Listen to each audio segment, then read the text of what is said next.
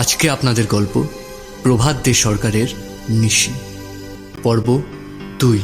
বলি, এই ছোড়ারা, এবার এদিকে আয় দেখি, ছোলা গুড় নিয়ে যা। সুরেশ কাকার হাঁক শোনা গেল। লাইন করে দাঁড়ানো ছেলেদের ছোলা গুড় আর আদার কুচি দিতে দিতে সুরেশ কাকা আবারও বলল, ছোলা খেয়ে নিয়ে দাওয়ার তক্তাপোষের ওপরে রাখা তোষকটা নিয়ে গিয়ে আকড়ায় পেতে দে। পল্টু আর পুলিন, আজ তোদের পালা। নে নে, চটপট খেয়ে নিয়ে জল খেয়ে 20খানা পাক মার দেখি, তোদের স্যার ততক্ষণে তৈরি হয়ে যাবে। নে নে, জলদি কর দেখি বাবারা। সুরেশ কাকা লেখাপড়া না জানা এক গ্রাম্য চাষি হলেও এটা বোঝে রজনী যা করছে তা ওই ছেলেগুলোর ভালোর জন্যই করছে। সে এটাও বুঝতে পারে যে এই হাড় হাবাতে বেনিয়মিত ছেলেগুলো পাল্টে গেছে রজনীর হাতে পড়ে। এখন তারা অনেক সভ্যভব্য আর নিয়মানুবর্তী হয়েছে। গ্রামের অন্য ছেলেদের তুলনায় এরা অনেক বেশি শক্ত সামর্থ্য আর আলাদা রকমের। ছোটবেলা থেকে এরকম শিক্ষা পেলে সব ছেলেরাই বড় হয়ে একজন ভালো মানুষ হয়ে উঠবে। তাই সেই এই ছেলেদের এত স্নেহ করে। আবার গ্রামের অন্য কোথাও এদের বেচাল দেখলে দাবড়ানিও দেয়, আর তারাও সেটাকে ভালোবাসার শাসন বলে বুঝতে পারে বলেই তাকে মান্যও করে। ছেলেরা ছোলা গুড় আর টিউবওয়েল থেকে জল খেয়ে মোটা তোষকটা ধরাধরি করে আখড়ার মাটিতে পেতে দিল। এতে আছড়ে পড়লেও বড় সড়ো চোট লাগার সম্ভাবনা কম যায়। তারপর তারা লাইন করে আখড়ার চারিদিকে দৌড় শুরু করলো। দাওয়ায় ঠেস দিয়ে দাঁড়িয়ে রজনী তীক্ষ্ণ নজরে দেখতে থাকে ছেলেদের দৌড়। এই ছেলেদের অনেকেই খুব গরিব। এই আকালের যুগে অনেকেরই দুবেলা পেট ভরে ভাতও জোটে না। পুকুরের গেড়ি গুগলি, ছোট মাছ আর কখনো বা ক্ষেতের চিতি কাঁকড়া চুটলে তাই খেয়ে প্রোটিনের অভাব মেটায়। তবু এদের মুখে হাসি লেগেই আছে। অদম্য প্রাণশক্তি এদের। এরা যে রজনীর কাছে আসে তা শুধুমাত্র শ্রদ্ধা আর ভালোবাসার টানেই নয়, সেটা তো আছেই, কিন্তু আরও অন্য কারণও আছে। প্রথম কারণটা হলো যে তারা রোজ বিকেলে প্র্যাকটিসের আগে সুরেশ কাকার কাছ থেকে ছোলা গুড় পায়। তা সে রজনী থাকুক বা না থাকুক, তাতে তাদের টিফিনের খিদেটা মেটে। আর দ্বিতীয় কারণটা হলো রজনী রবিবার সকাল 10টায় যে প্র্যাকটিসের ব্যবস্থা করেছে, তারপরে তাদের ভাগ্যে জোটে সুরেশ কাকার রাধা ঢালাও খিচুড়ি আর আলু ভাজা। রজনীও তাদের সঙ্গে পাংক্তি ভোজনে বসে। সেই জন্যই ওই ছেলেরা একদিকে রজনীকে গুরু বলে মনে করে যেমন, তেমনি ভালোবাসে। এই তো মাসখানেক আগে রজনীর একবার খুব জ্বর হয়েছিল, ম্যালেরিয়া, কিন্তু সুরেশ কাকা তাকে কখনো একা ফেলে রাখেনি। খুব দরকার পড়লে রজনীদের এক কাঠের বাড়ির পাশের জঙ্গলের মধ্যে দিয়ে শর্টকাট পথ ধরে নিজেই বাড়িতে গিয়ে তার সংসার প্রয়োজনীয় জিনিসের যোগান দিয়েই আবার ফিরে আসতো রজনীর কাছে। ডাক্তারের কাছে নিয়ে যাওয়া, জলপট্টি দেওয়া, ওষুধ খাওয়ানো সবই করতো সে। এমনকি রাত্রে সে রজনীর বিছানার পাশে মাটিতে চাটাই পেতে শুতো, কখন কি দরকার পড়ে তাই। আর এই ছেলের দল তখন রোজ স্কুলে যাওয়ার আগে আর স্কুল থেকে ফেরার পথে দেখা করে যেত তাদের স্যারের সঙ্গে। তবে তা সত্ত্বেও তারা কিন্তু তাদের প্র্যাকটিস বন্ধ করেনি। কোনোদিন 17 বছরের পুলিন, আবার কোনোদিন বা 11 বছরের কানাই প্র্যাকটিসের ভার নিত। এক সপ্তাহ পরে রজনীর জ্বর একটু কমতে সে দুর্বল শরীর নিয়ে দাওয়ায় এসে বসে ছেলেদের কসরত দেখত। ছেলেরা তখন দাওয়ায় বসে থাকা তাদের গুরুকে কিউব নেট বা বাও করেই তবে প্র্যাকটিস শুরু করত। কাহিল অবস্থাতেও রজনী তাদের নির্দেশ দিত। তবে সুরেশ কাকার দায়িত্ববোধের জন্য ছেলেদের ছোলা গুড় বা খিচুড়ি খাওয়া বন্ধ হয়নি। আজকেও যেমন তারা সার বেঁধে তাড়িয়ে তাকে কিউব নেট করল। তারপরে রজনী ঘরের দাওয়া থেকে কয়েক গাছা নারকেল দড়ি নিয়ে তৈরি একটা লুপ নিয়ে সবাইকে বলল তাতে ফলো করতে। তাদেরকে নিয়ে গিয়ে দাঁড় করালো সামনের ফাঁকা জমির একধারে একটা নারকেল গাছের সামনে। গাছটা খাড়াই উঠে গেছে প্রায় 4 তলা বাড়ির সমান। রজনী প্রথমে দলের সবচেয়ে বড় ছেলে পুলিনের হাতে লুপটা দিয়ে বলল, নে, পায়ে এই লুপটা লাগিয়ে এই গাছটায় চড় দেখি, পাতার গোড়া ছুতে হবে কিন্তু। পুলিনও বাধ্য ছেলের মতো 2 পায়ে লুপটা লাগিয়ে গাছটা আঁকড়ে ধরল 2 হাতে, আর তারপরে একটা ছোট্ট লাফে পা দুটো তুলে নিয়ে দড়ি আর পা চেপে ধরল গাছের গায়ে। নারকেল দড়ির জন্য পা হড়কে যাওয়ার ভয় নেই। এরপরে সে পায়ের ভর দিয়ে 2 হাত দিয়ে আঁকড়ে ধরল গাছের আরও খানিকটা ওপরের অংশ। তারপরে আবার পা দুটো তুলে চেপে ধরল গাছের আরও খানিকটা ওপরের অংশে। সেই সঙ্গে হাত দুটো উঠে গেল ওপরে। এইভাবে পুলিন ধাপে ধাপে উঠে যেতে লাগলো ওপরের দিকে। এই জিনিসটা করলে হাত পা, কাঁধ, পিঠ আর পেটের পেশি শক্ত হয়। এটা রজনী মাথা খাটিয়ে বের করেছে। তারপর সে ছেলেদের দিকে ফিরে বলল, এই সব ভালো করে দেখো পুলিন কিভাবে উঠছে। সবাইকে উঠতে হবে, এরপরে কেউ ছাড় পাবে না। মিনিট চারেকের মধ্যেই গাছের পাতার গোড়া ছুঁয়ে ফেলল পুলিন। ওপর থেকেই জিজ্ঞেস করল, স্যার নামবো? রজনী হ্যাঁ বলতেই তরতর করে নেমে এলো সে। 20 পাক দৌড়ানো আর গাছে ওঠার পরেও একটুও হাঁপায়নি ছেলেটা। অফুরন্ত প্রাণশক্তি আর অদম্য ফুসফুসের জোর। এরপরে রজনী কানাইকে লুপটা দিয়ে বলল, যা। কানাই এ দলের সবচেয়ে ছোট, কিন্তু তাহলে কি হবে, সব কিছুতেই চৌখস্যে। রজনী জানে যে কোনোদিন যদি কেউ তার নাম রাখে তাহলে এই পুলিন আর কানাই তা পারবে। 20 জন ছেলের গাছ পেয়ে ওঠানামা করতে করতেই প্রায় ঘন্টাখানেক কেটে গেল। এদের মধ্যে 4 জন পাতার গোড়া ছুতে পারেনি। রজনী সেই 4 জনকে দড়ির লুপটা দিয়ে বলল, বাড়িতে প্র্যাকটিস করবি। সামনের সপ্তাহে আমি যেন দেখি তোরা প্রত্যেকেই পাতার গোড়া ছুতে পারছিস, বুঝলি? তারা একসঙ্গে মিলিটারি কায়দায় জবাব দিল, হ্যাঁ স্যার। এবারে সবাই আখড়ার ম্যাটের 3 দিকে ফাঁক ফাঁক হয়ে সারি সারি দিয়ে দাঁড়ালো। অন্যদিকটায় রজনী, প্রত্যেকের 2 হাত কোমরের পাশে চাপা, কনুই থেকে জমির সমান্তরালে ভাঁজ করা আর শক্ত করে রাখা মুঠি। ওরা সবাই জানে এরপর কি করতে হবে।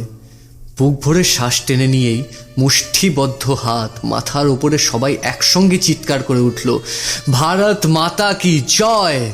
এরপরে সেই হাত নামিয়ে বাঁ হাত একই কায়দায় শূন্যে ছুঁড়েও বলে উঠল, বন্দে মাতরম। আসলে রজনী ছেলেদের এগুলো শিখিয়েছে তাদের মনে দেশাত্মবোধ জাগিয়ে তোলার জন্য।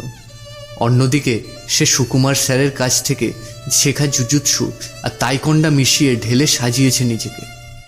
তবে এই ছেলেরা তো সবে কয়েক বছর হলো শিখছে, এখনও এদের সেসব জটিল আক্রমণের ট্রেনিং দেওয়ার সময় আসেনি। সময় এলে সে ঠিকই দেবে তাদের। এরপর রজনীর নেতৃত্বে শুরু হলো টাইকোন্ডা প্র্যাকটিস। ছেলেরা বাঁ পা পেছনে রেখে ডান পা সামনে এগিয়ে হাঁটু থেকে খানিকটা ভাঁজ করে ডান হাতের মুঠি সর্বশক্তি দিয়ে সামনে ছুঁড়ে দিচ্ছে যেন কোনো অদৃশ্য প্রতিপক্ষের উদ্দেশ্যে, আর চিৎকার করছে, কি হিয়া। আবার বাঁ পা সামনে রেখে বাঁ হাতের মুঠি সামনে ছুঁড়ে চিৎকার দিচ্ছে, কি হ্যাঁ। খানিকক্ষণ এভাবে চলার পরে স্ট্রেচ করার পালা। সেই সেশনটাও চলল প্রায় 15 মিনিট। এর ফলে 2 পায়ের সংযোগস্থল নমনীয় হয়, চাগি মানে কিক করতে সুবিধা হয়। এরপরে শুরু হলো চাগি প্র্যাকটিস। ছেলেরা রজনীর অনুকরণে অদৃশ্য শত্রুর মাথা লক্ষ্য করে একবার ছুড়ে দিচ্ছে ডান পা, আবার পরক্ষণেই ছুড়ে দিচ্ছে বাঁ পা, সঙ্গে তীব্র কি হ্যাপ চিৎকার। এইভাবে অনুশীলন চলল আরও মিনিট 20। তারপরে রজনী গিয়ে ম্যাটের মাঝামাঝি দাঁড়ালো, ডেকে নিল নগেন আর সন্তোষকে। রজনীর সামনে এসে 2 পাশে 2 জন দাঁড়িয়ে তারা কিউব নেট করলো স্যারকে, আর অপর 2 জন সরে গেল তফাতে। স্যার এখন জু সিম মানে রেফারি। লড়াই হবে নগেন আর সন্তোষে। লড়াই শুরু করার আগে একে অপরকে কিউবনেট করতেই রজনীর আলতো চাঁটা পড়ল নগেনের মাথায়। ধমক দিয়ে বলে উঠল, চোখ নামছে কেন? সব সময় শত্রুর দিকে চোখে চোখ রাখবি, তাতে আগে থেকেই আন্দাজ করতে পারবি যে সে কিভাবে তোকে অ্যাটাক করতে পারে। চোখ থেকে চোখ কখনোই সরাবি না। তবে কখনো যদি তোর মনে হয় যে শত্রু তোর থেকেও সবল, তখন তাকাবি তার 2 ভুরুর ঠিক মাঝখানে। দেখবি শত্রু তাতে অস্বস্তি বোধ করছে, আর সেই সুযোগটাকে কাজে লাগিয়ে স্ট্রাইক করবি, বুঝলি? নগেন মাথা নেড়ে জানাতেই রজনী বললেন, জুন বি চি গি মানে রেডি স্ট্রাইক। নগেন আর সন্তোষ ম্যাটের ওপর ছোটোখাটো লাফে অনবরত জায়গা বদল করছে আর চোখে চোখ রেখে সুযোগ খুঁজছে প্রতিপক্ষকে আঘাত হানার। লড়াই চলছে, অনেকটা যেন সাপ আর নেউলের মুখোমুখি। একে অপরকে মেপে যাচ্ছে, সুযোগ খুঁজছে কে কোন অস্ত্রের প্রয়োগ করবে। হঠাৎ সন্তোষ ঝপ করে বসে বাঁ হাতের ভর রেখে নগেনের পা লক্ষ্য করে ডান পায়ে একটা চাগি মানে কিক দিতে যেতেই নগেন চকিত পিছিয়ে গেল, আর টাল সামলাতে না পেরে সন্তোষ কাত হয়ে পড়ে গেল মাটিতে। কিন্তু পরক্ষণেই নিজেকে সামলে নিয়ে উঠে দাঁড়ালো। তবে নগেনও সুযোগের সদ্ব্যবহার করতে ছাড়ল না। চকিতে একটা ব্যাক কিক ছুড়ল, কিন্তু সন্তোষ মাথাটা সরিয়ে নিয়েছিল ঠিক সময়, আর ঘুরেও গিয়েছিল একটু। তাই নগেনের ব্যাক কিক গিয়ে লাগলো তার পিঠে। সেই সঙ্গে টালমাটাল সন্তোষকে নগেন দিল মিলগি মানে ধাক্কা। তাই দেখে সঙ্গে সঙ্গেই রজনী হেঁকে উঠল, ক্যালিও অর্থাৎ স্টপ। রজনী দু হাতে দুজনকে সরিয়ে দিয়ে লড়াই শেষ করে দিল। দুই যোদ্ধা একে অপরকে কিউবনেট করে স্যারকে বাও করে ফিরে গেল নিজেদের জায়গায়। তারপরে রজনী বলতে শুরু করলো, এই লড়াইটায় নগেন জিতেছে, তবে আশা করি এরপরে সন্তোষ নিজের ভুলগুলো শুধরে নেবে। আজ সন্তোষ যখন নগেনের পায়ে চাগি দিতে গেল তখন ও নিজের বাঁ হাত আর মাথাটাকে বড় বেশি সামনে রেখেছিল, তাই যখন চাগিটা মিস হলো তখন ব্যালেন্স হারিয়ে পড়ে গিয়েছিল মাটিতে। সন্তোষ, এইবারে আমি দেখাচ্ছি বডিটা তখন কিভাবে রাখবি, এই দেখ। বলে রজনী সবাইকে করে দেখালো ভুলটা ছিল কোথায় আর ঠিকটা কেমন হবে। আচ্ছা, এরপরে আসবে পুলিন আর কানাই। দুই অসমবয়সী যোদ্ধা ম্যাটের ওপর এসে দাঁড়িয়ে প্রথমে স্যারকে, তারপর একে অপরকে কিউবনেট করল। বাও করার সময় রজনী লক্ষ্য করছিল যে কানাইয়ের চোখের ফোকাস পুলিনের দুই ভুরুর মাঝখানে। কানাই খুব তাড়াতাড়ি তার কথাটা ধরে নিয়েছে। সে বুঝে গেছে যে তার প্রতিপক্ষ তার চেয়ে অনেক বেশি ক্ষমতাবান। কানাইয়ের এই তাৎক্ষণিক গ্রহণ ক্ষমতায় রজনীও খুশি। লড়াই শুরুর নির্দেশ দিতেই ম্যাটের ওপর ক্ষিপ্র গতিতে নড়াচড়া করতে লাগলো দুই যোদ্ধার শরীর, একে অপরের দুর্বলতা খোঁজার চেষ্টা করছে। দৈর্ঘ্য ছোট কানাই তার চেয়ে লম্বা পুলিনকে বিভ্রান্ত করে চোখের পলকে জায়গা পাল্টাচ্ছে, শরীরই ভঙ্গি পাল্টাচ্ছে। মনে হচ্ছে এই বুঝি সে আক্রমণ করবে উপরের দিক থেকে, আবার পরক্ষণেই মনে হচ্ছে আক্রমণ আসবে নিচের দিক থেকে। আর তারপরেই চকিতে ঘটে গেল ঘটনাটা। সন্তোষের মতো কানাইও পায়ে টার্গেট করতে পারে ভেবে পুলিন একটু বেশি সামনে ঝুঁকে পড়েছিল, আর সেই সুযোগটাই নিল কানাই। এক লাফ মেরে কি হ্যাক বলে চিৎকার করে ডান পা ছুড়ে দিল পুলিনের চোয়াল লক্ষ্য করে। কিন্তু পুলিনও দক্ষ যোদ্ধা, সে চকিতে মাথাটা হেলিয়ে দিল বাঁ পাশে, আর তার ফলে কানাইয়ের চাগি সোজা গিয়ে পড়ল তার ডান কাঁধে। লাগেনি তেমন, তবে হঠাৎ আসা ধাক্কাটা সামলাতে একটু পিছিয়ে গিয়ে সোজা হতে চেয়েছিল সে, আর সেই সুযোগটাই নিল কানাই।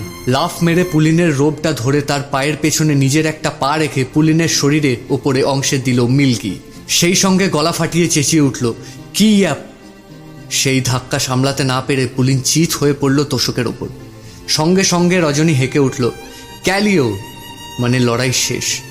দুই যোদ্ধা মাথা ঝুঁকিয়ে স্যারকে কামসা হামনিদা অর্থাৎ ধন্যবাদ জানিয়ে একে অপরকে বাও করে ফিরে গেল নিজেদের জায়গায়। ঘণ্টাখানেক আরও কেটে গেছে প্র্যাকটিস শেষ হতে। ততক্ষণে সূর্যও ম্লান হয়ে জঙ্গলের দিকে ঢলতে শুরু করেছে। তাই রজনী ছেলেদের উদ্দেশ্যে বলে, এবার বাড়িতে গিয়ে কিছু খেয়ে মন দিয়ে পড়াশোনা করবি, আর শোন, নজর সব সময় খোলা রাখবি। জানবি সকলেরই কিছু না কিছু দুর্বলতা আছে। প্রকৃত যোদ্ধা শত্রুর দুর্বলতাকে অস্ত্র বানায় আর তার গুণগুলো থেকে শেখে। আচ্ছা ঠিক আছে, কাল সকালে আবার দেখা হবে। নে এবার তাহলে বল, ভারত মাতা কি জয়। ছেলেরাও সমস্বরে বলে উঠল, ভারত মাতা কি জয়, বন্দে মাতারম। ছেলের দল চলে গেলে রজনীকান্ত ঘরে ঢুকে পোশাক পাল্টায়। সন্ধে নেমে গেছে। বাইরের দাওয়ায় এসে মোড়া নিয়ে বসে। সুরেশ কাকা ততক্ষণে ঘরের আর দাওয়ায় লণ্ঠন জ্বালিয়ে দিয়েছে। শীতকালেও দু একটা জোনাকি আখড়ায় আর তার পাশে টুকটাক করে জ্বলছে। রজনী জোনাকিগুলোকে গোনার চেষ্টা করে, কিন্তু উড়ন্ত জোনাকি গোনা? নিজের ছেলে মানুষিতে নিজেই হেসে ফেলল রজনী। পরে আবার ভেবে দেখে, উড়ন্ত জোনাকিদের ফলো করলেও তার চোখের রিফ্লেক্স অ্যাকশনের দরকার। তাহলে ঠিক আছে, প্রকৃতি তাকে আরও আরও শিখতে বাধ্য করাচ্ছে তার অজ্ঞাতেই। কি গো বাবু, হাসছো কেন? আর বলো না সুরেশ কাকা, আমি জোনাকি গুনছিলাম। ও মা, সে কি কথা গো, জোনাক আবার গোনা যায় নাকি? সেই জন্যই তো হাসছি। কি বোকা আমি দেখেছ? সে তো দেখতেই পাচ্ছি। নাও বাটিটা ধরো, সেই কোন দুপুরে খেয়েছ। খানিকটা আখের গুড় ফেলা জলমুড়ির বাটিটা এগিয়ে দেয় রজনীর সামনে। নিজেও এক বাটি নিয়ে মাটিতে বসে সুরেশ কাকা। দুজনে খেতে থাকে। শীতের বাতাস বইতে শুরু করেছে। যত রাত বাড়বে ততই বাড়বে ঠান্ডা। এমন সময় দূরের নদী পাড়ের জঙ্গলে প্রথম প্রহরে শেয়াল ডেকে উঠল। সবাই মিলে হাঁকাহাঁকি করে কয়েক মিনিট পরে থেমে গেলেও গ্রামের এক প্রান্তে বাড়ি বলে চারিদিক নিস্তব্ধ। তবে অন্ধকারেরও বিশেষ শব্দ আছে। সুরেশ কাকা জানে না সে কথা, কিন্তু রজনীকান্ত জানে। সে টের পাচ্ছে কত রকমের শব্দ। ঋতু পরিবর্তনের সঙ্গে সঙ্গে সেই সব শব্দের ধরন ধারণও পাল্টে পাল্টে যায়। তার দাদু নিশিকান্ত তাকে অন্ধকারের শব্দ চিনিয়েছে, অন্ধকারেও দেখতে শিখিয়েছে। ওই দূরের ঝাপসা নদী পাড়ের জঙ্গলে সে গোপনে কত রাত দাদুর সঙ্গে ঘুরেছে। দাদু তাকে দিয়েছিল একটা বুমের্যাং। ওই বুমের্যাং দিয়েই অন্ধকারেও শব্দ ভেদ করতে দাদুই তাকে শিখিয়েছিল। বলি খালি বাটিটা এবারে দাও। সুরেশ কাকার কথায় ঘোর কাটে রজনীর। বাটিটা সে এগিয়ে দেয়। বাটি নিয়ে সুরেশ কাকা বলে, শোনো ছোদ্দাবাবু, আজকে হাটতলায় স্বদেশী গানের আসর বসবে। বলি শুনতে যাবে নাকি? মুকুন্দ দাসের গান শোনাবে কেউ একজন। শ্যামাদাস বললে বটে নামটা, কিন্তু ভুলে গিয়েছি বুঝলা। যাব। তা তুমি যাবে না? হ্যাঁ যাব বই কি। তাইলে যাই, তাড়াতাড়ি রান্নাটা সেরে ফেলি গে। তুমি না হয় এখনই বেরিয়ে পড়ো। বটতলায় গিয়ে 5টা লোকের সাথে গল্প গুজব করো, মনটা ভালো থাকবে। আমি রান্না সেরে ঠিক সময় হাজির হয়ে যাব। কেন? ঠিকই বলছো। আমি তাহলে এগোই, তুমি তাড়াতাড়ি রান্নাটা সেরে এসো। বলে দাওয়া থেকে নেমে বেরোতে যায় রজনী। পেছন থেকে সুরেশ কাকার হাঁক পাড়ে, আরে টর্চটা তো নিয়ে যাও। এগিয়ে যেতে যেতে রজনী জবাব দেয়, তুমি আসার সময় ওটা নিয়ে এসো, তোমার কাজে লাগবে, আমার অসুবিধে হবে না। আচ্ছা, সুরেশ কাকা জবাব দিল। সে জানে ছেলেটা বড় একবোক্কা। আকাশে চাঁদ নেই, তবু কোনো অসুবিধা হচ্ছে না রজনীর। পথঘাট তার কাছে বেশ স্পষ্ট। জঙ্গলের অন্ধকার যে দেখতে পায়, এই আধার তার কাছে কিছুই নয়। হাঁটতে হাঁটতে সে গুনগুনায়, ভয় কি মরণে রাখিতে সন্তানে, মাতঙ্গী মেতেছে আজ সমর রঙ্গে, তাথই তাথই থই, দ্রিমি দ্রিমি দ্রুম দ্রুম। দাদু নিশিকান্তই শিখিয়েছিল তাকে। বড় ভালো লাগে তার এই গানটা। কোথায় যেন একটা ভয়াল উন্মাদনা আছে গানের কথায় আর সুরে। আর এটাই যে তাকে তার দাদুর শেখানো শেষ গান।